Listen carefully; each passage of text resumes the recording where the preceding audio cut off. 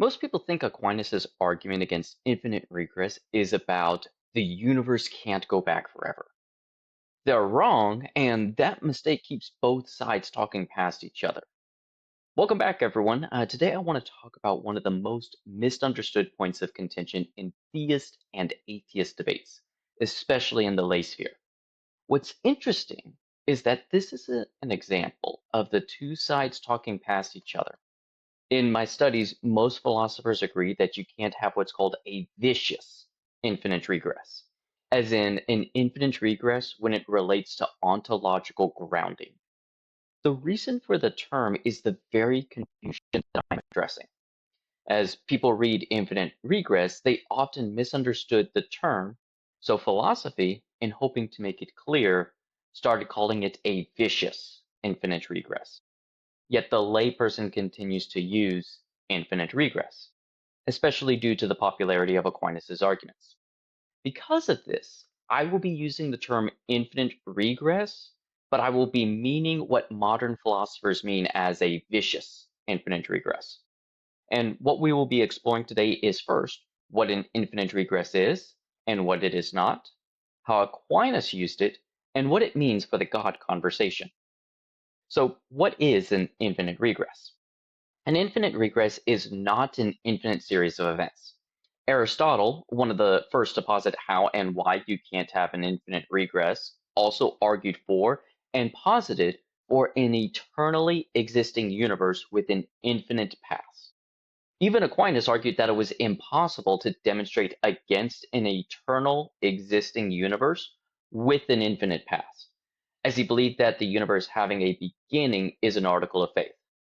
Or we only know that it has a beginning because God revealed it to it as such. Because of this, when constructing his arguments for the existence of God, Aquinas constructed them in such a way that it works in both situations. Now that there's a bit more of a clarification on what it is not, what is infinite regress?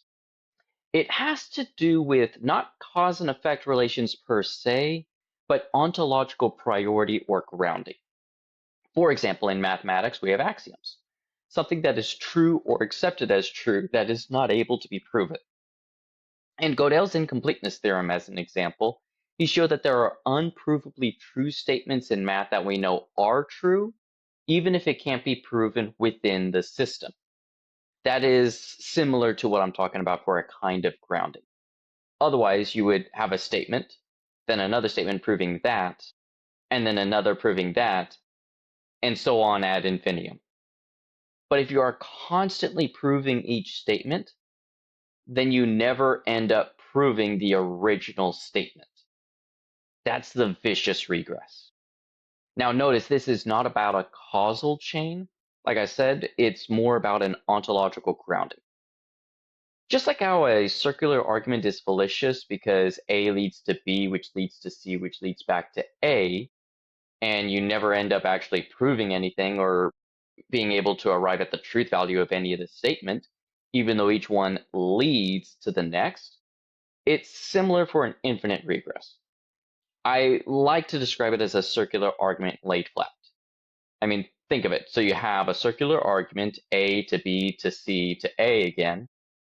But if you were to take that repeating circle and lay it out, you have A to B to C to A, and so on and so on and so on. It's the same kind of problem. There's nothing ontologically giving truth to the whole system, even if it's coherent within itself. In logic, there are often three axioms that aren't proven yet ground everything else. You know, the law of identity, non-contradiction, and excluded middle. So once again, we see that when it comes to ontological relations, we have an ultimate foundation that grounds everything else. That is what is meant by an infinite regress being impossible.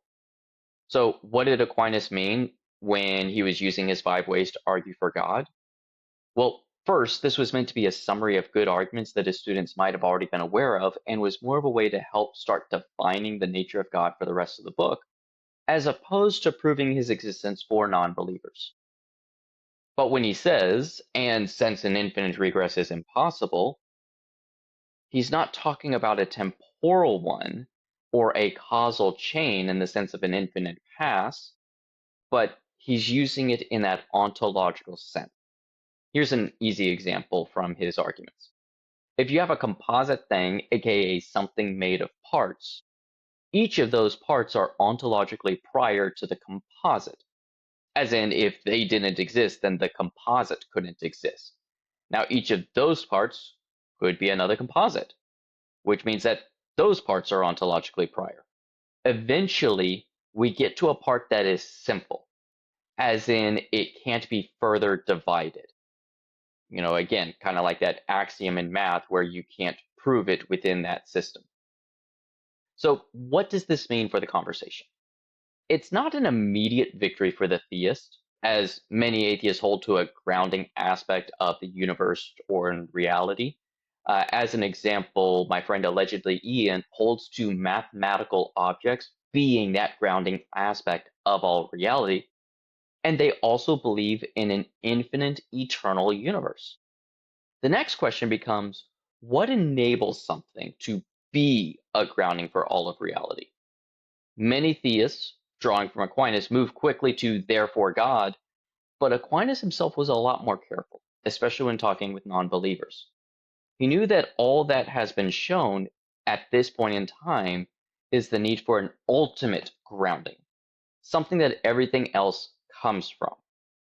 Now, because he's speaking to an audience of believers in the five ways, he does say, and this is what we mean when we say God, and is then going to continue drawing on that to help build on that foundation. But if we're being strict for the five ways or any argument that is arguing for the need of a necessary being or a first cause or anything like that, all that it can show at that point in time in the argument is the need for an ultimate grounding or foundation in reality. Whether that grounding is the God of classical theism takes additional work. And that's where the real fun begins. Thank you all for watching. I hope you enjoyed this conversation. Please, if you liked this, leave a like, comment, and subscribe, and share what you would like me to talk about next. I love doing stuff like this, and having ideas on what people want to hear really helps motivate me and helps me bring out new content for y'all. Looking forward for the next time. Y'all have a good one.